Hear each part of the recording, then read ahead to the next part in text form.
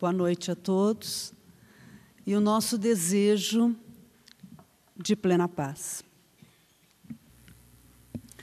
Também queremos nos associar às saudações, às homenagens a esta veneranda instituição do Oeste Curitibano, que completa 67 anos de prestação de serviço à causa do Cristo, na iluminação dos nossos corações.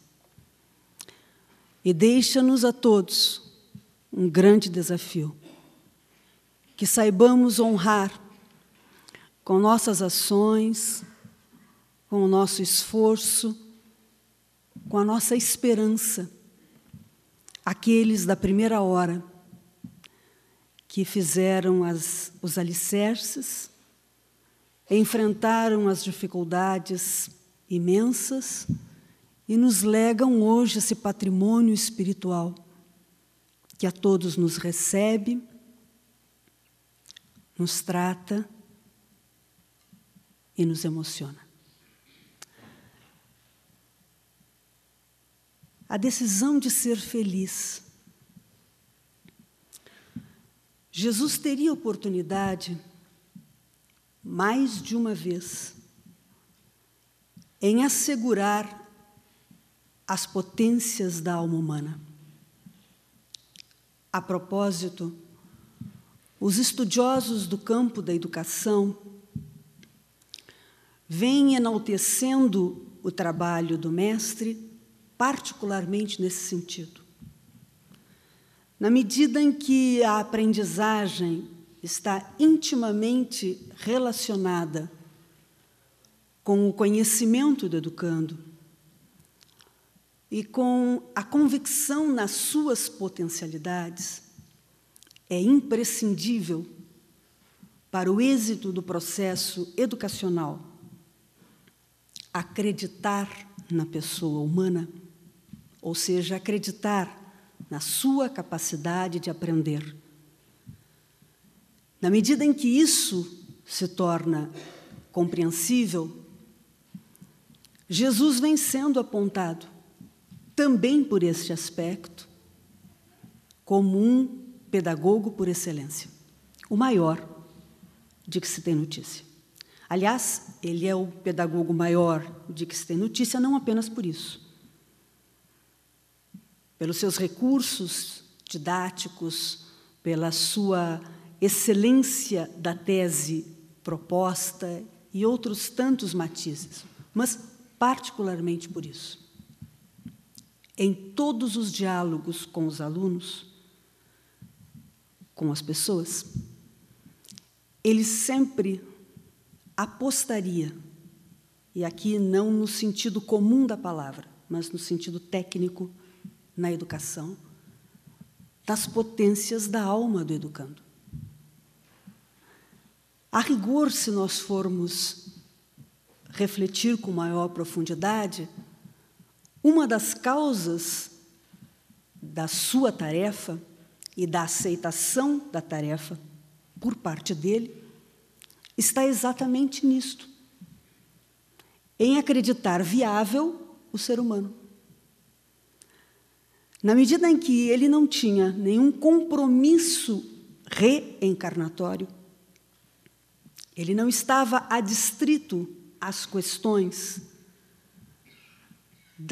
do cumprimento das responsabilidades promovidas pelas escolhas menos felizes e que faz a todos nós aqui estarmos, de alguma forma, na medida em que ele já se encontrava num estágio de crescimento em que não devia, assim dito, ao planeta, então a gente pode dizer que ele, de fato, foi o personagem único, até hoje, que efetivamente escolheu estar aqui. E não teria um sentido maior essa escolha se não houvesse possibilidade de êxito ao projeto. Não se pode imaginar um investimento de tal escala, a mobilização de forças de tal envergadura, senão porque o dono do projeto acreditasse no seu destinatário. Mas isso ficará evidenciado nos diálogos propriamente ditos. Em todas as vezes que ele interage, ele demonstra acreditar nas potências da alma humana. É bem verdade que, não raramente, elas estariam ainda, naquele momento da conversação, adormecidas, não raro transviadas. Mas, substancialmente, ele fazia um investimento no ser humano. Por isso que a nossa proposta de reflexão da noite não é exatamente querer demonstrar que nós temos a potência de ser felizes. Porque isto já está suficientemente alavancado. Porque nisso se constitui toda a proposta educacional trazida pelo Mestre Jesus e rediviva belamente pela doutrina espírita. Quando a obra basilar começa a descortinar o espírito, particularmente na sua segunda parte e dali em diante, não restará mais dúvida no campo da estrutura íntima do espírito, das suas possibilidades, das suas potências, das suas faculdades. Criado naturalmente para desenvolvê-las, mas só é possível desenvolver o que em tese se tenha. A proposta de reflexão da noite, que queremos dividir com os amigos, é, então, por que exatamente não somos felizes?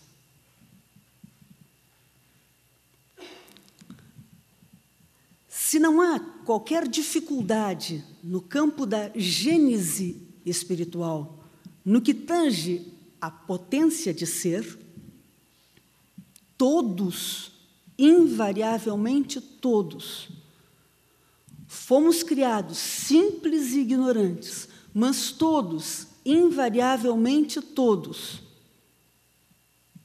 com a fatalidade da perfeição relativa.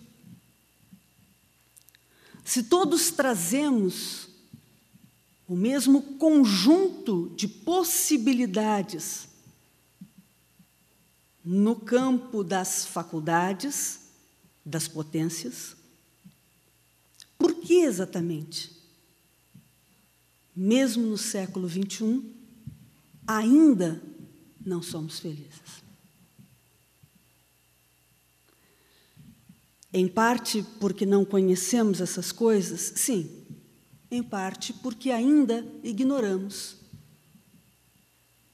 a realidade do Cristo, que é para nós um personagem estranho, pasmemos para os próprios cristãos. Não raro nós vamos nos ver em conflito diante da própria tese, quando não ignorantes da profundidade da própria tese. Então, sim, em grande parte, talvez, nós não tenhamos construído ou optado por escolher a felicidade, porque não sabemos exatamente do que se trata. Então, resta aí uma questão conceitual a ser estruturada intimamente. O que é, efetivamente, ser feliz? Já que eu tenho a potência de ser, o que é exatamente ser? A minha mãe costumava dizer, quando eu era criança, e afirmavam-se muitas inverdades a meu respeito, de que não seria exatamente uma criança muito comportada.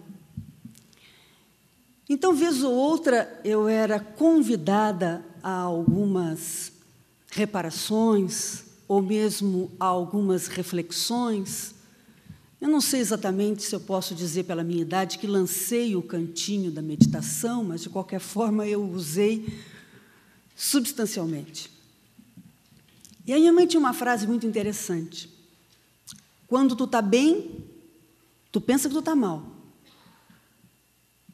Para que, quando tu esteja mal, realmente tu acaba te dando conta que antes tu estava bem. Então, a questão conceitual é significativa. Porque, se nós não estruturamos o conceito de alguma coisa, nós nem sequer, às vezes, nos damos conta que estamos com aquela coisa. E vamos procurá-la aonde ela não está. Se nós não sabemos o que é um diamante, quem sabe temos o diamante. Mas saímos em várias estradas a buscar um diamante. O quanto é conhecida essa lenda antiga? De que, certa feita, um sábio teria passado por uma determinada região do Oriente, aonde costumeiramente era costumeiramente, as pessoas davam hospedagem a quem transitava, a quem viajava. Então, o indivíduo pernoitava na casa e depois prosseguia a sua viagem. Então, o sábio bate numa determinada residência e é recebido pelo dono da casa. Depois da janta, o sábio, ao sentar-se na sala de estar, pergunta ao dono da casa se ele é feliz. E ele, reflexionando um pouco, diz: sim, penso que sim. Por que você é feliz? Como você sabe que você é feliz? Você sabe que sábio tem essas coisas, né? Muitas perguntas e muitos porquês. É exatamente isso que se chama a ciência da filosofia, e é exatamente isso, muitas vezes, que a gente não quer saber. Me diz como é que eu faço, está tudo resolvido. Mas pensar é fundamental. Senão, por todos os benefícios que nos pode trazer no rumo da felicidade, por todos os malefícios que evita. O cérebro, acionado no campo biológico, previne-se de determinadas moléstias. E não envelhece. Vejam que maravilha. Essa ideia de que, ao atingir 50, 60 anos, nós estaríamos velhos do ponto de vista neuronal, não é uma verdade necessariamente. Porque, não obstante os neurônios sejam, de fato, células que não nascem, não renascem, diferentemente das epiteliais e outras do nosso sistema fisiológico, que podem ser substituídas, todos nós nascemos com um número X, e, portanto, ao morrerem, há uma diminuição e não uma reposição. O fato é que o homem mais inteligente da Terra usa 1/3 do cérebro. O que significa dizer que a maioria de nós podia ter o mesmo cérebro em 3 encarnações. Não precisaria a divindade ter nenhum problema em criar novos cérebros, porque, se não usa, podia ficar com o mesmo em 3 sucessivas encarnações. Mas todo aquele que vai criando sinapses novas, ainda que as células morram ao longo da vida, e morrem, ele vai criando novos caminhos de comunicação e substituindo as funções. Então, na verdade, não há um envelhecimento cerebral. O cérebro não precisa fazer plástica. Esta cirurgia que está pela hora da morte, às vezes mata mesmo, especialmente quando não bem feita. Mas, enfim, o sábio foi fazer essas interrogações ao dono da casa.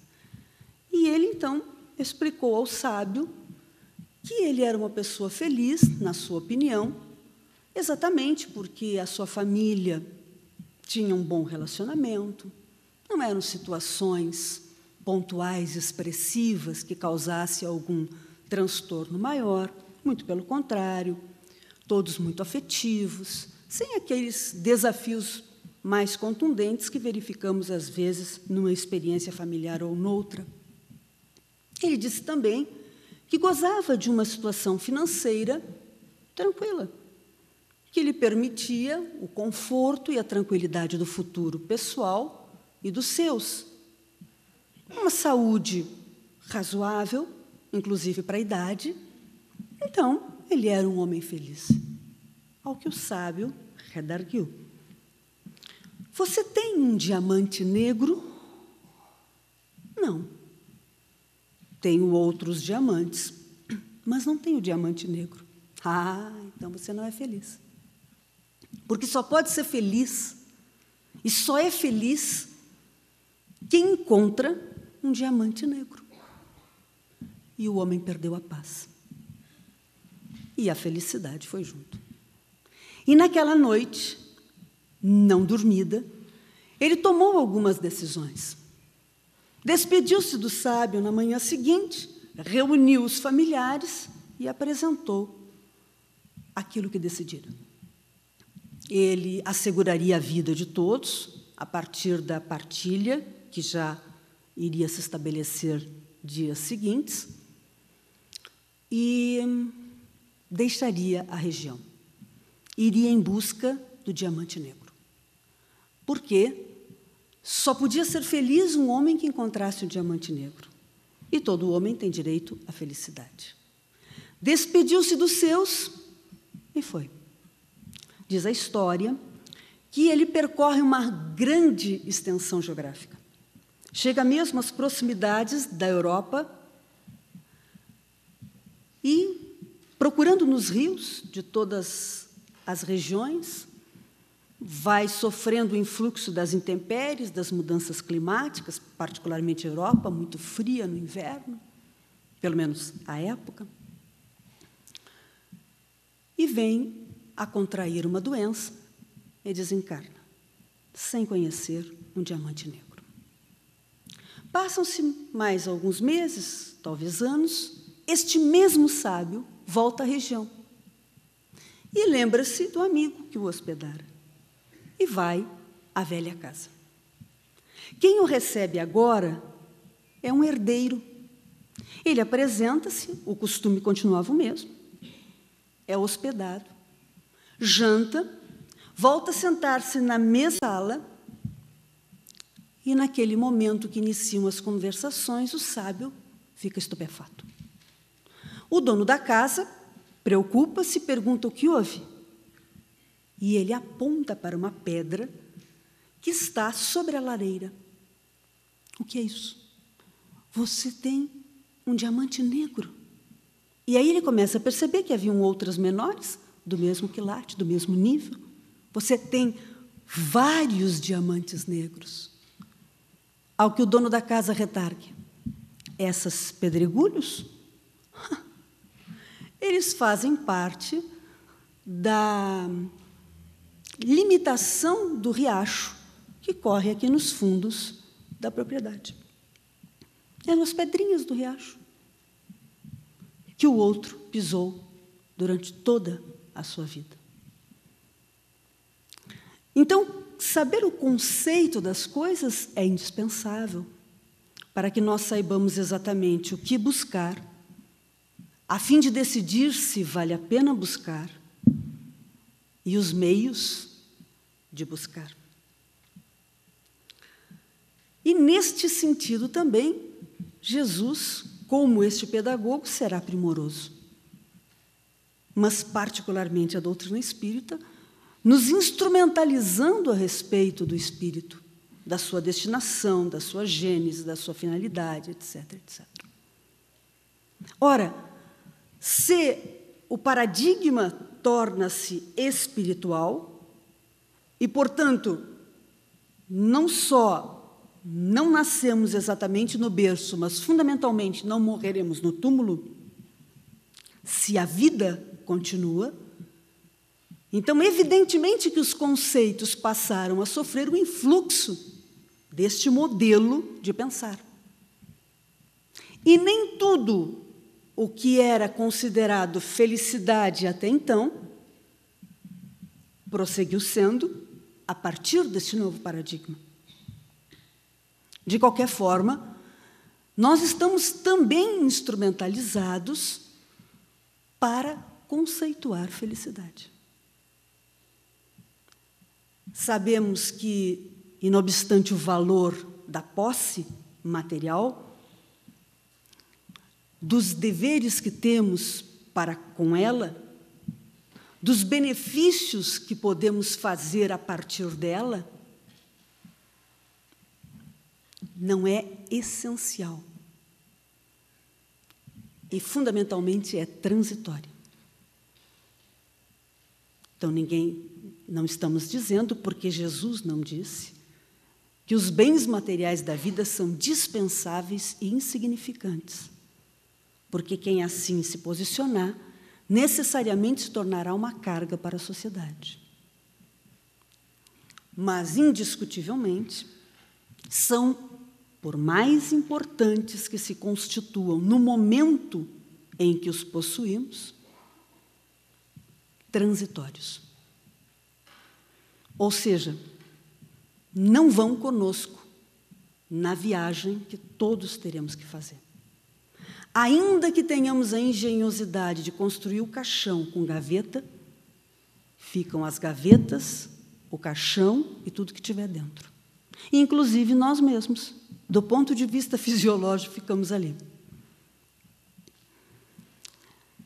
Então, o conceito de felicidade passou necessariamente a conter ou a considerar aquilo que muito tempo atrás Sócrates já se preocupava em divulgar. Ser feliz é ter uma atitude reta e uma tomada de decisões que me permita uma consciência em paz.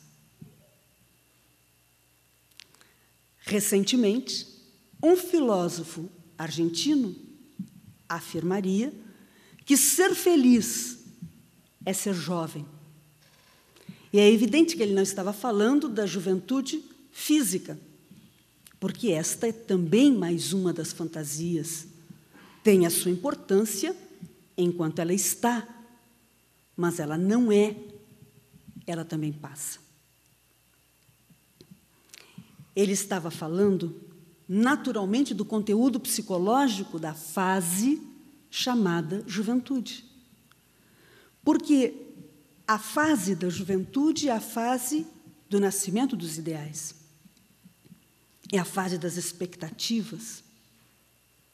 Então, ser feliz significaria manter sempre este nível de esperança, de expectativa, de idealística, que transcenda as questões imediatas, que vá além daquilo que nós necessariamente precisamos, sim, nos preocupar na manutenção da estrutura orgânica e material, mas que transcenda para valores, para interesses e para bens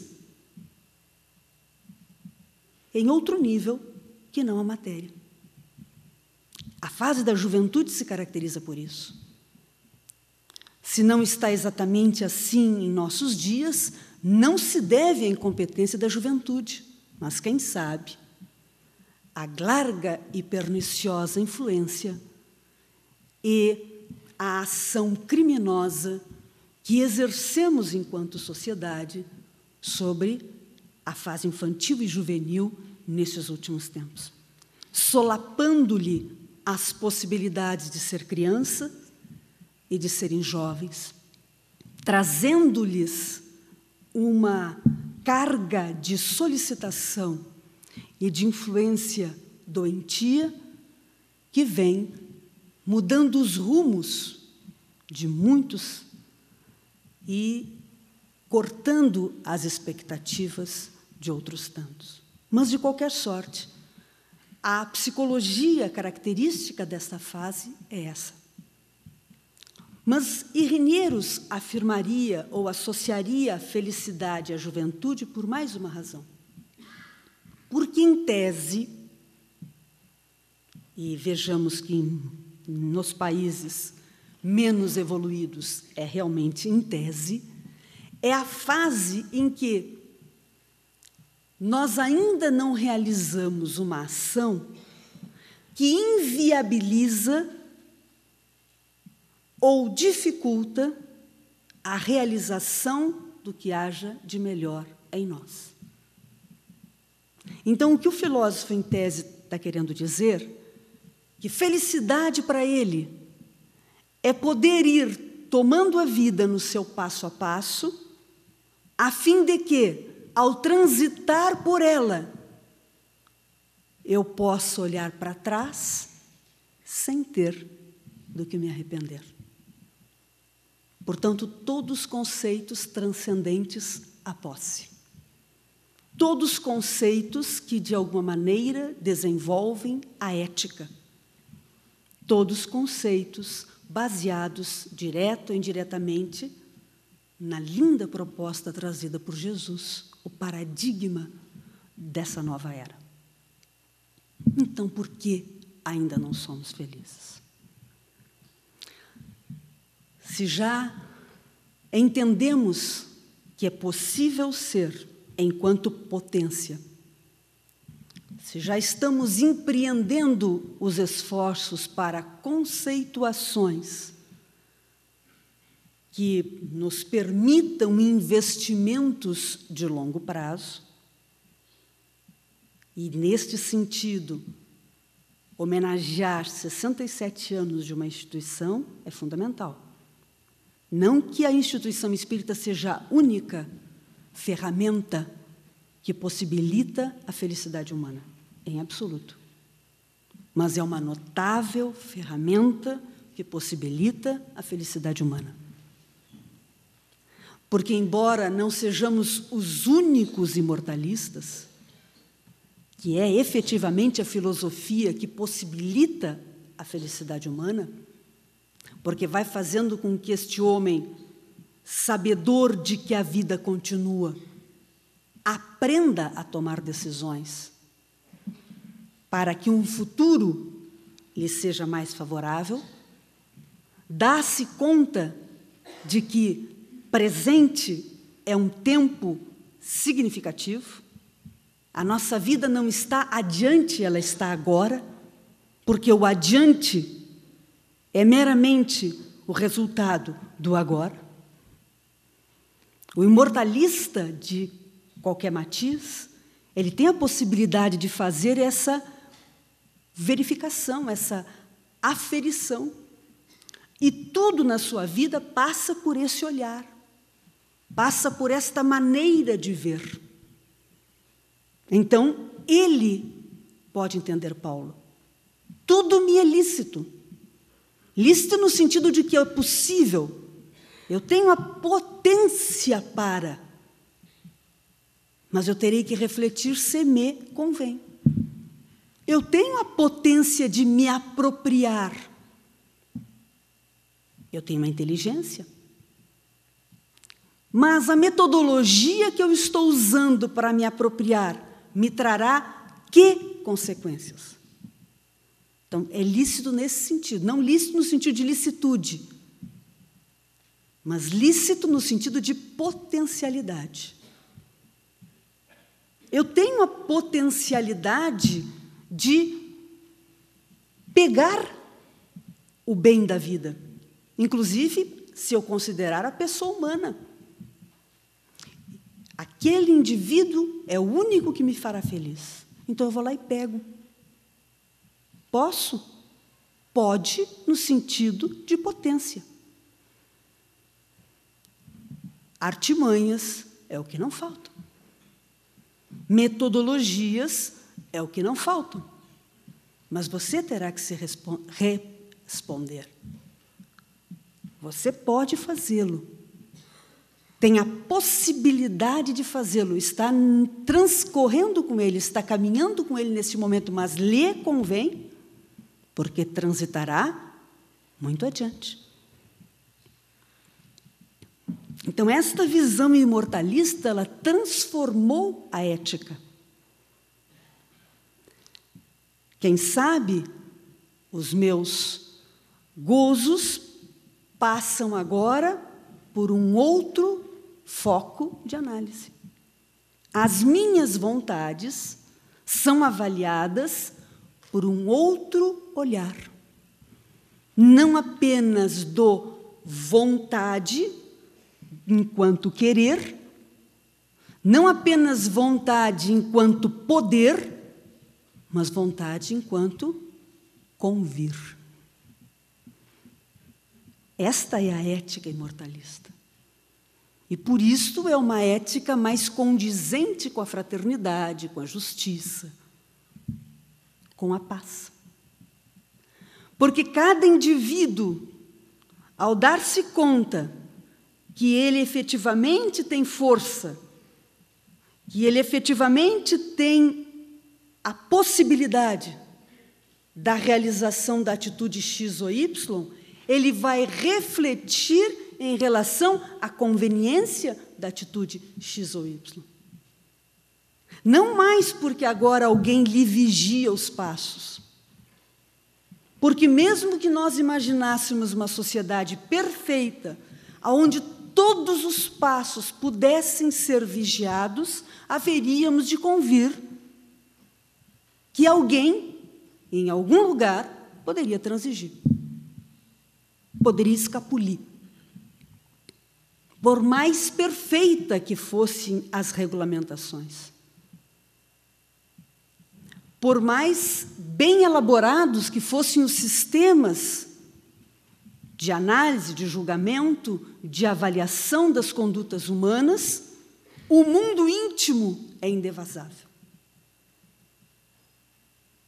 Os espíritos disseram a Kardec que a liberdade única, absoluta que nós podemos pensar é a interna.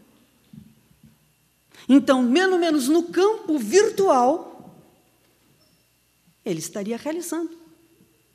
E se somos espiritualistas, ou mesmo aqueles de nós que não fôssemos, mas que vamos entendendo, mesmo na realidade grosseira do mundo material que vivemos, a física quântica vem desvendando estágios de matéria deste mundo, naturalmente, mas estágios de matéria nunca antes pensável.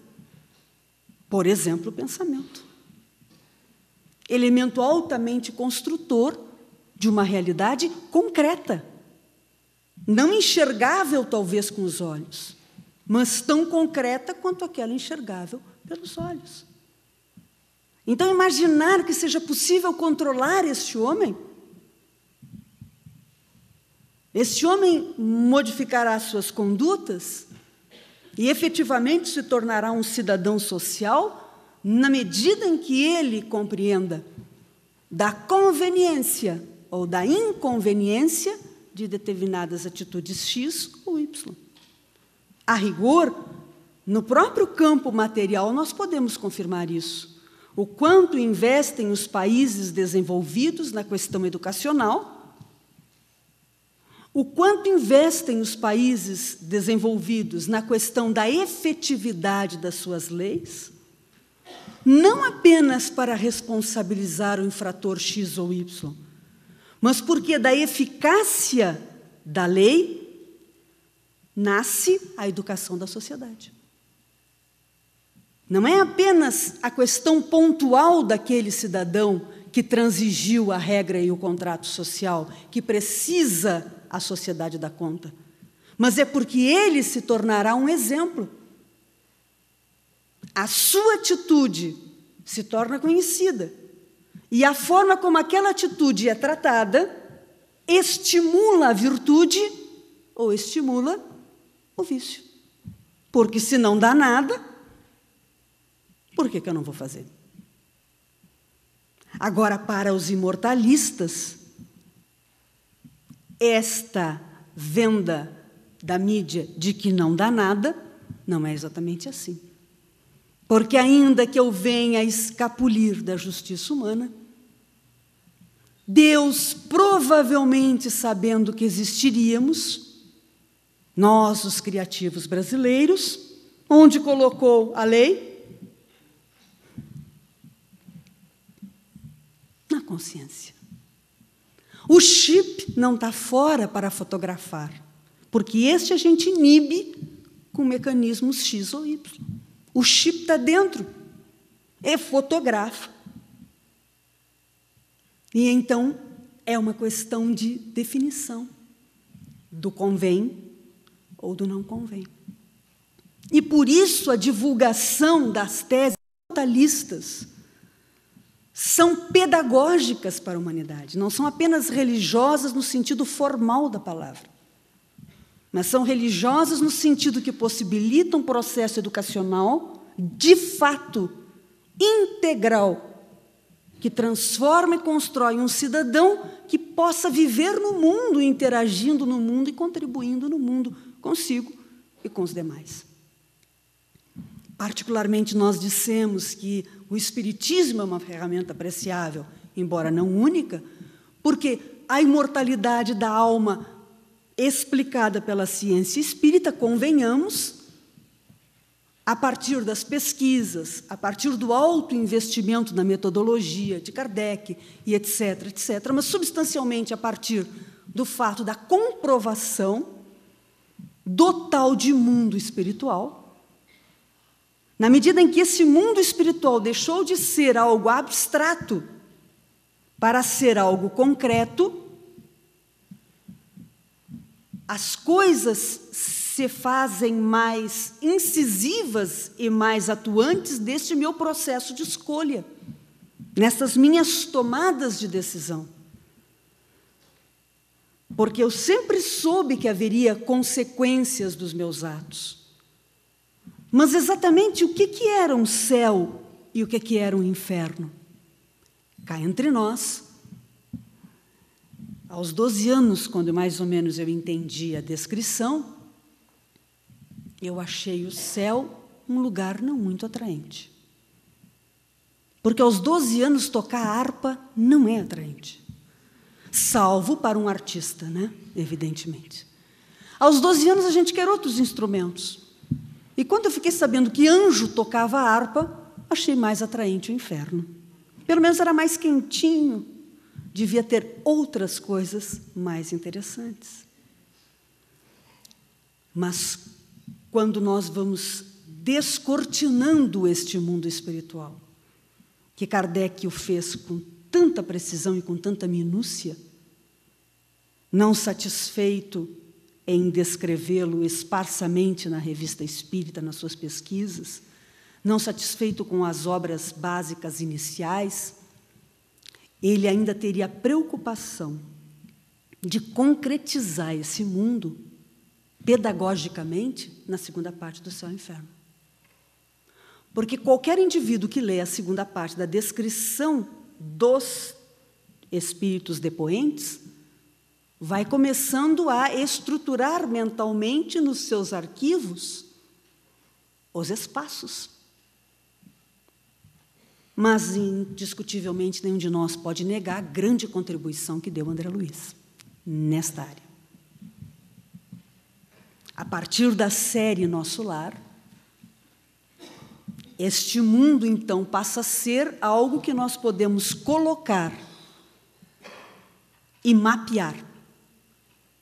E assim sabemos exatamente o que vamos encontrar, da mesma forma que a gente sabe o que vai encontrar quando vai a Paris, a Londres, ao Rio de Janeiro e assim por diante. Eu tenho um amigo, só para mostrar a importância desses aprofundamentos e desses conceitos da ferramenta espírita. Eu tenho um amigo que formamos-nos praticamente juntos. E os primeiros honorários que ele ganhou, os amigos não adivinhariam o que ele comprou. Ele chega no escritório na segunda-feira com uma escritura, com a escritura de um túmulo. Mas ele não comprou o túmulo para tranquilizar a família, o que seria muito nobre. Ele chega com a escritura do túmulo e a primeira pessoa para quem ele apresenta a escritura é para mim. Eu estou te mostrando, Sandra, porque tu é espírita. Eu achei, sim, mas eu não entendo de túmulo. Posso entender de escritura de túmulo porque sou advogada. Mas porque sou espírita, não entendo nada de túmulo. Mas, Sandra, veja bem, quando eu morrer, eu estou assegurado, assistirei os jogos do meu time de graça. Porque ele comprou o túmulo. Em Porto Alegre, nós temos um estádio, o Estádio Olímpico, que é o estádio do time de futebol Grêmio Porto Alegrense, que fica numa baixada. Depois temos um morro, e no morro tem um cemitério.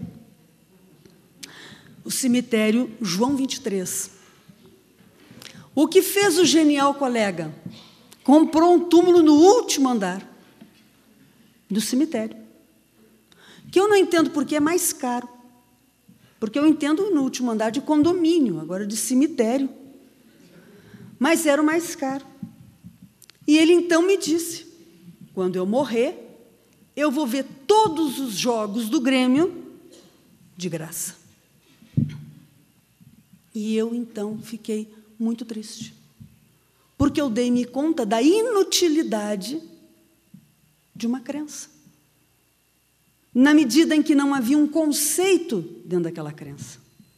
Era apenas uma ideia de sobrevivência, sem saber exatamente como se daria aquela sobrevivência, porque cá entre nós,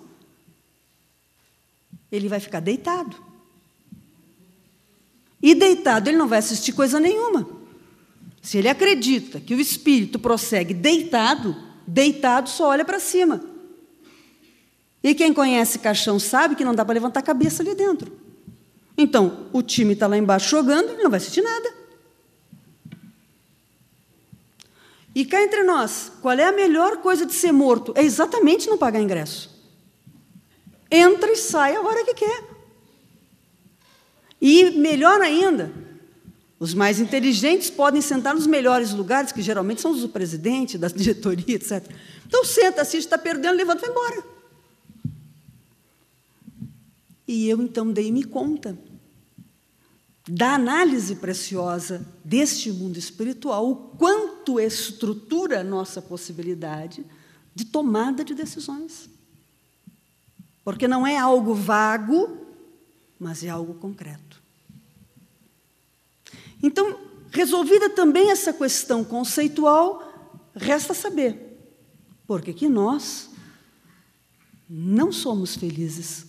E, em grande parte, afirmamos, mesmo nós, os espíritas cristãos, que não estamos felizes. E talvez seja exatamente porque ainda não percebemos que a felicidade é, antes de tudo, e substancialmente, uma tomada de decisão. Aliás, tudo na vida é uma decisão.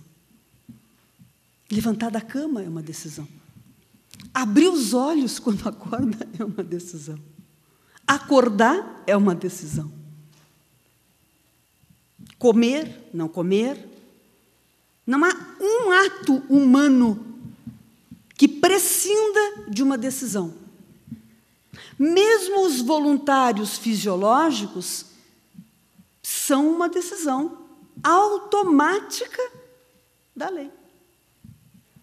Porque se a lei definisse e decidisse não mais acontecer, nós temos a morte. Então não há nada, absolutamente nada, que não seja consequência de uma decisão. Quem sabe a gente não tenha se dado conta que com a felicidade também é assim. E estejamos esperando que algo mítico vá se interpor em nossa vida, e aí então nós explodiremos de felicidade, mas se a gente explodir de felicidade, é o dia do nosso desencarne. Não é o dia da felicidade, necessariamente, depende do lugar que a gente vai depois. É uma tomada de decisão. É uma tomada de decisão que parte do entendimento do significado do processo encarnatório. Se eu entendê-lo com uma possibilidade de reestruturar decisões mal feitas, se eu entendê-lo como uma abertura na minha trajetória para a construção de potencialidades que ainda não foram desenvolvidas, se eu passar a ter esta ótica e este olhar para a vida, então, automaticamente, eu estou decidindo que naquele dia, e a partir daquele dia, eu já sou feliz. Não a felicidade completa, pertinente ao estágio mais avançado do espírito, e, portanto, conivente e coerente com o mundo que este espírito vai habitar. Claro que não. Não uma felicidade sem mescla no sentido de ausência de desafios, mas enxergar os próprios desafios com o olhar da felicidade. Porque se eu não tiver desafios, eu vou estagnar. E, portanto, eu nunca atingirei o estágio programado.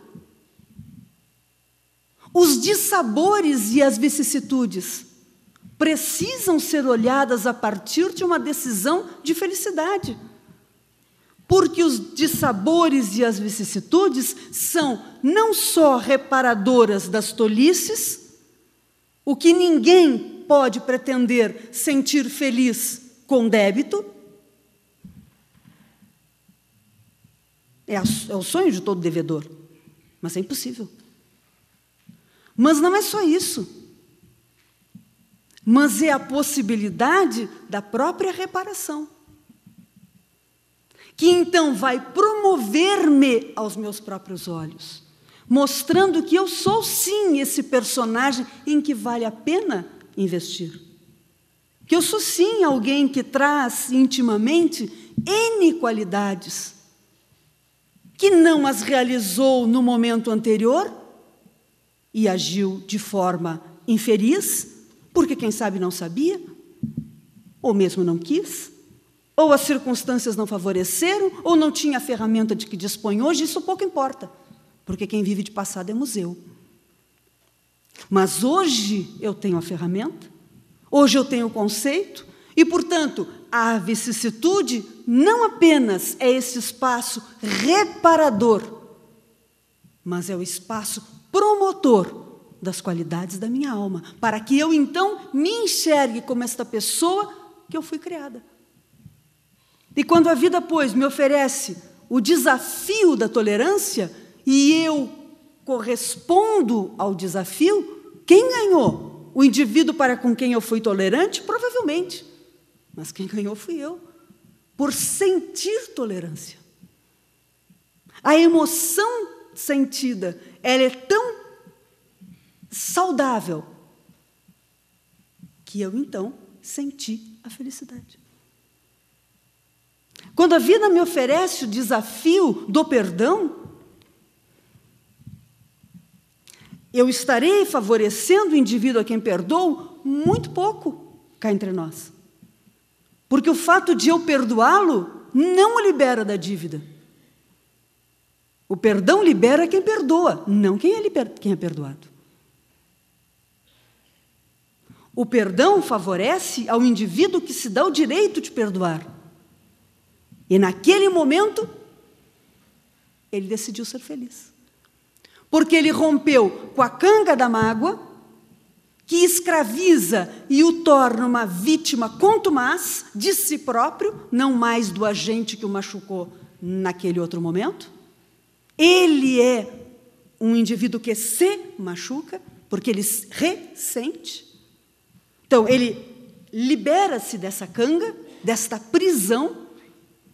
Talvez não haja prisão pior do que aquela que eu imponha para mim mesmo, porque aquela que a vida impõe para mim, eu posso me libertar ao cumprir o designado. Estou aprisionado a uma determinada circunstância reparatória, mas eu posso me libertar. Por quê? Porque o desafio me possibilitará a libertação. Agora, quando eu estabeleço pessoalmente o aprisionamento, A vida me libera e eu me sinto encarcerada. Então, o perdão é a felicidade na medida em que, ao sentir a competência de me liberar do ressentimento, competência que todos temos, eu me dou conta, meu Deus, quão mais leve eu estou, quão melhor eu estou me sentindo comigo. Independentemente de todos os outros estágios que eu tenha que caminhar no rumo do perdão. Ah, mas eu não consigo esquecer. Claro, tu não é desmemoriado. Só desmemoriado vai esquecer o fato. Quem tem Alzheimer, é evidente que eu vou me lembrar do fato. Agora, está na minha competência decidir se eu vou ressentir ou se eu vou lembrar. E, ao lembrar, vou fazer todos os esforços para que aquilo fique aonde está.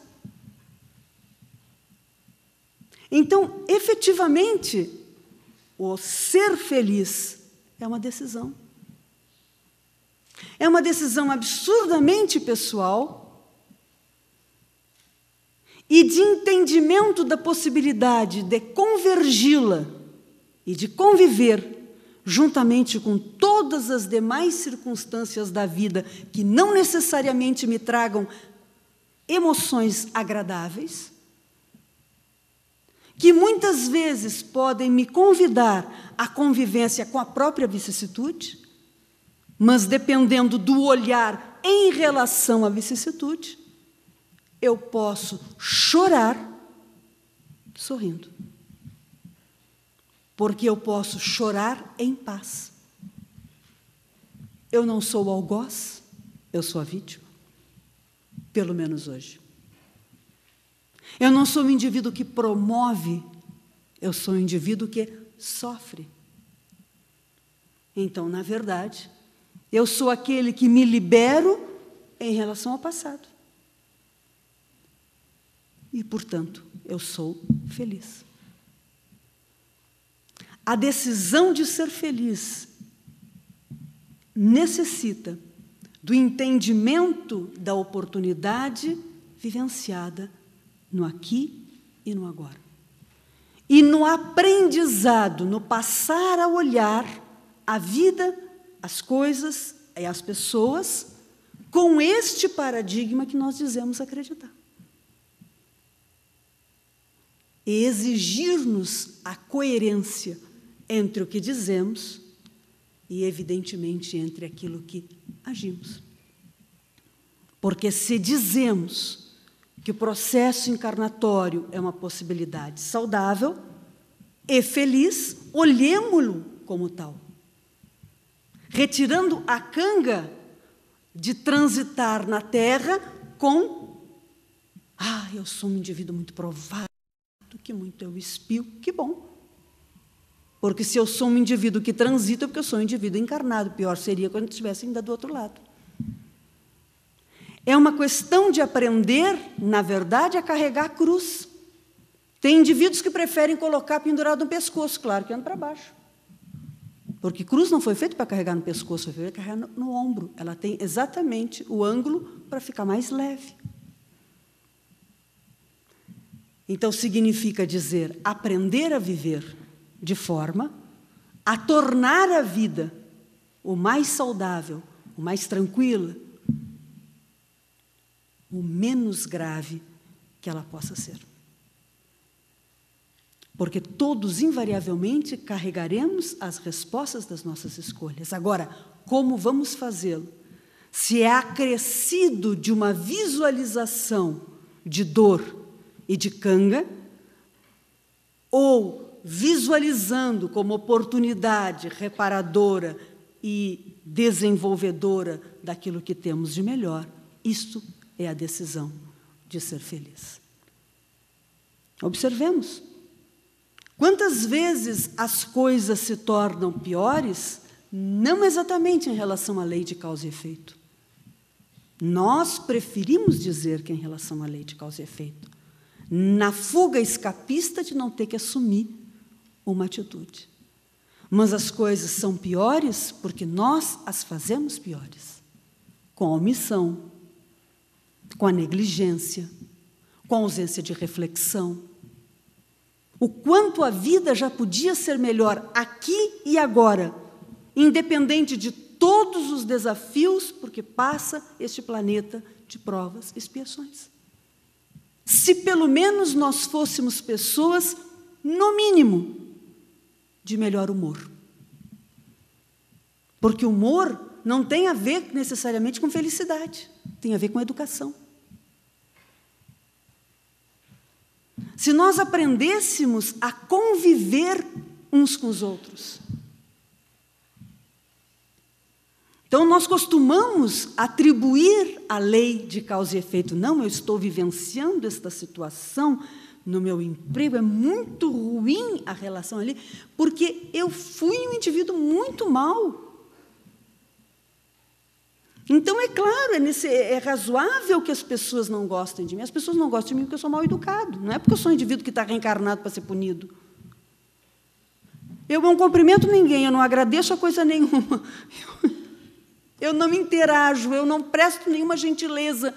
Eu quero ser querido de que forma? Não, na minha família tudo é meu inimigo.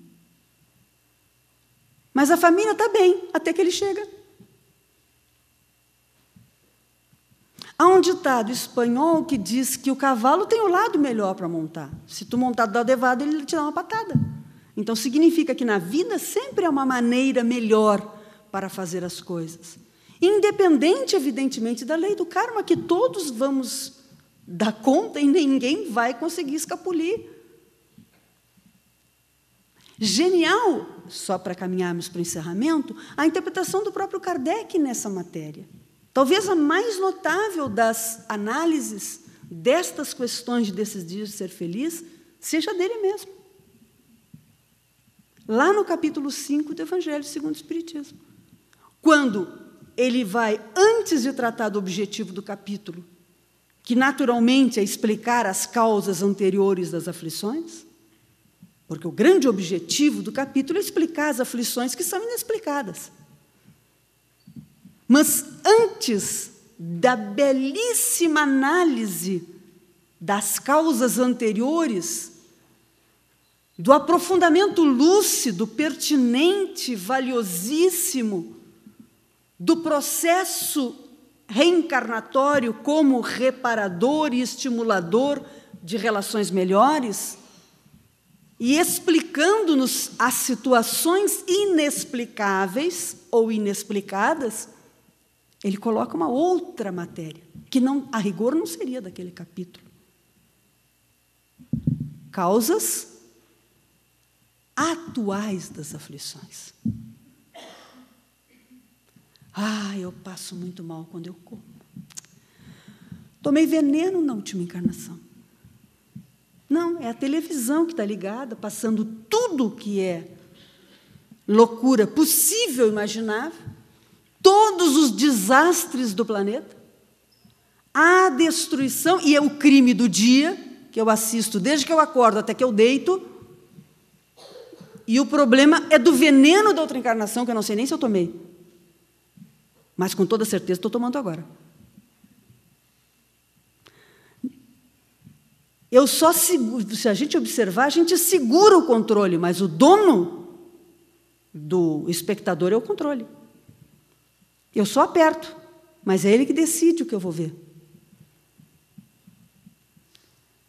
Então, Kardec analisa exatamente isso. Mostrando que, de fato, existem questões do passado que não são mais possíveis de serem alteradas, minoradas, talvez, reparadas, sem dúvida alguma, mas modificadas, não.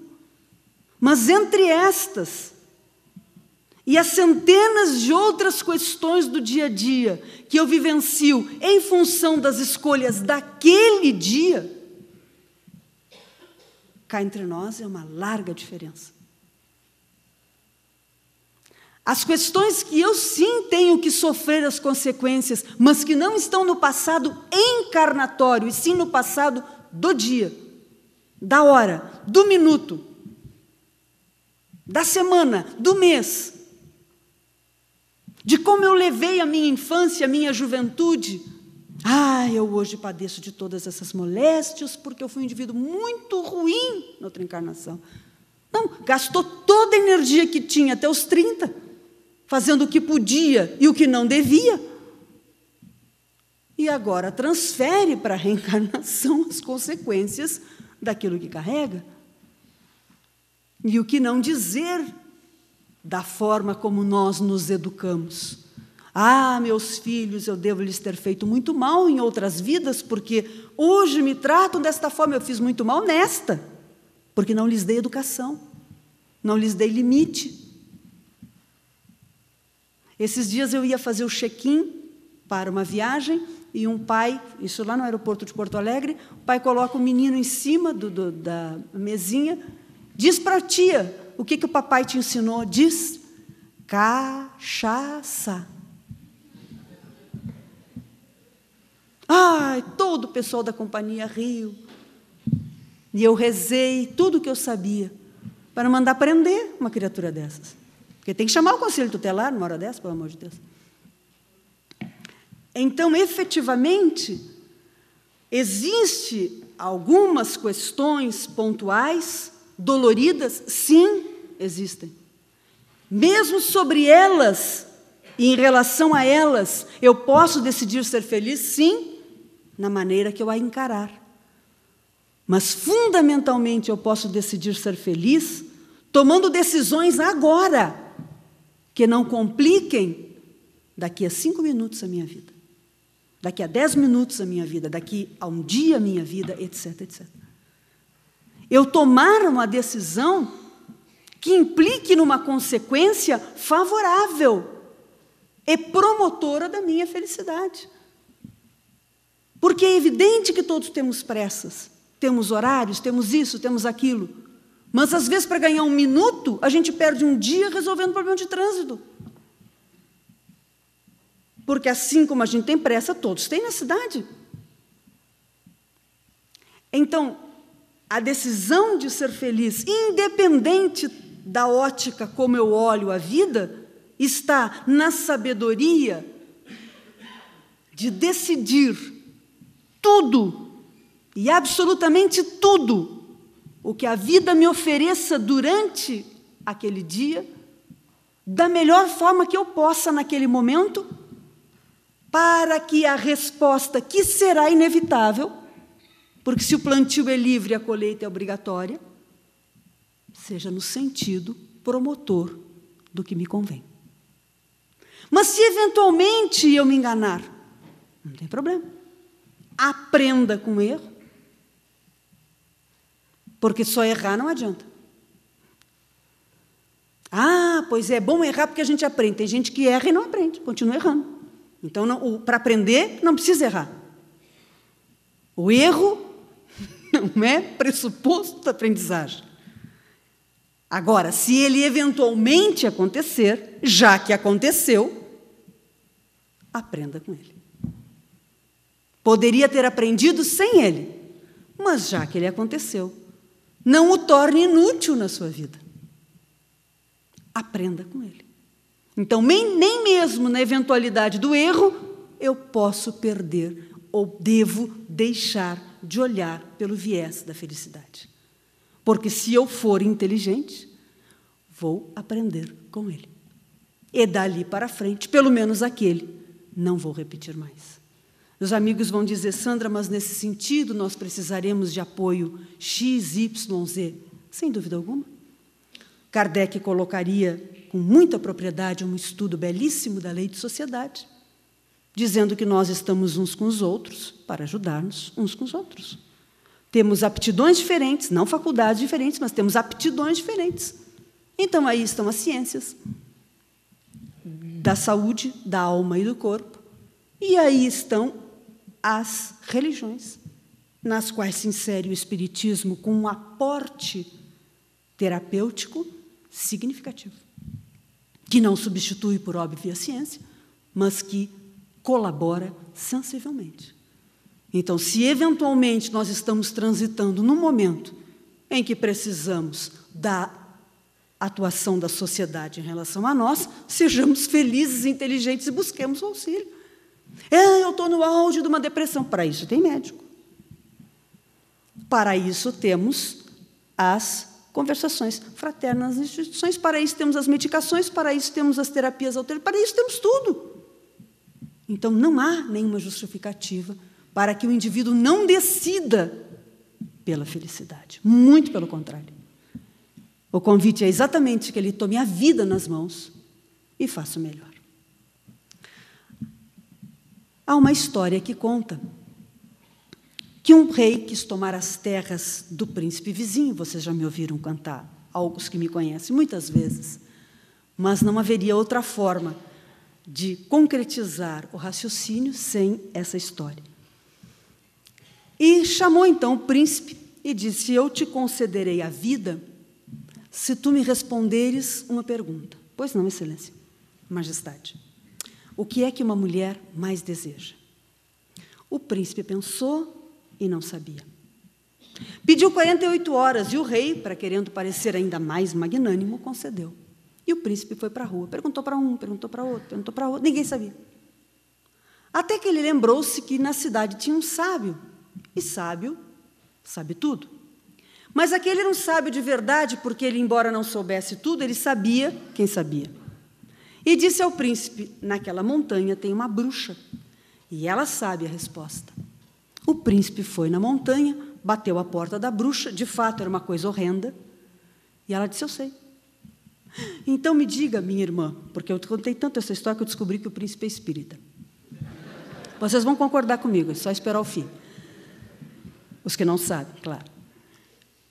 Minha irmã, me diga, só se você casar comigo. E aí ele estava numa encrenca danada, né? Era casar com a bruxa ou morrer. Ele achou que era melhor a primeira opção. Eu não sei, mas ele achou. Talvez fosse espírita mesmo, né? Porque nada pior que o suicídio. E se ele estava tomando a decisão de não manter a vida, ele estava fazendo suicídio indireto. Então, vejam que já minha irmã e não se matar já é um indício de espírita. Mas não parou aí. E ela contou para ele. Uma mulher mais deseja é autonomia, a possibilidade de tomar decisões. E ele volta, conta para o rei concede então a vida, e agora, mais uma prova de que ele é espírita. Não mente. Voltou para casar com a bruxa. Em todos os meus anos de exercício profissional, eu descobri que os príncipes, e infelizmente agora as princesas, não têm cumprido muito os seus contratos. Mas esse, como era espírita, voltou e casou com a bruxa. E eles foram para uma coisa muito antiga, que somente os que estão no Zenta aqui vamos saber do que se trata, que é a lua de mel. Em chegando lá, muito antiga, isso faz parte da história da humanidade. Em chegando lá, a esposa trocava-se no quarto ao lado e ele aguardava. Quando entra, uma moça belíssima, uma verdadeira fada. Quinta prova. Minha irmã, não entre. Eu sou um homem casado. E agora você já pode dar carteirinha para ele. E ele disse, e ela disse, perdão, meu bem, eu sou a tua esposa. Ah, mas como? Sim. Eu sou meio-dia bruxa e meio-dia fada. E você vai escolher os meios-dias. Ele disse, não, meu bem, escolha você. Transcorreu a noite, e na manhã seguinte o nosso príncipe estava de costas para a esposa. Sexta prova, não podemos dizer com medo, porque espírita absolutamente não tem. Mas com algum receio, o que é natural na nossa fase evolutiva, de virar-se, porque se ele dormiu com a fada, a perspectiva não era das melhores.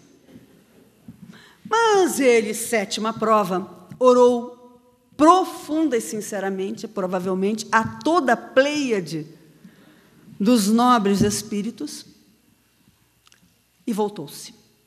E quem estava ao lado dele? a fada. Mas como, meu bem? Muito simples. Você deixou eu decidir. E eu decidi ser fada. E, efetivamente, é exatamente assim a vida. A vida está em nossas mãos, neste momento. Não estará dali a pouco em relação a este momento. Mas está em nossas mãos, em cada momento. Portanto, tomada a decisão de ser feliz, é evidente que nós deveremos implementar as ações para que isso venha em nossa direção. Então, tomemos a decisão. Reconhecendo, evidentemente, que existem ainda sombras em nosso mundo íntimo, como não? As quais temos que dar conta pela própria regra do processo encarnatório. Reconhecendo, por evidente, que existem elementos destas sombras extremamente dificultadores das melhores decisões que hoje queremos. O bem que eu quero eu ainda não faço, mas o mal que eu não quero, esse ainda eu realizo.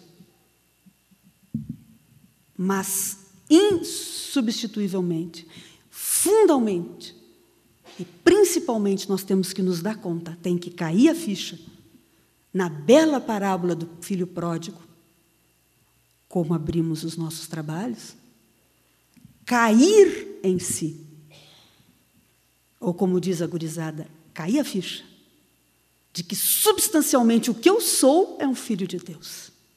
E por isso, eu sou feliz. E a partir de agora, tomei essa decisão. Muitíssimo obrigado a todos pela atenção, pela generosidade da paciência e que Jesus nos mantenha na sua paz. Muito obrigada.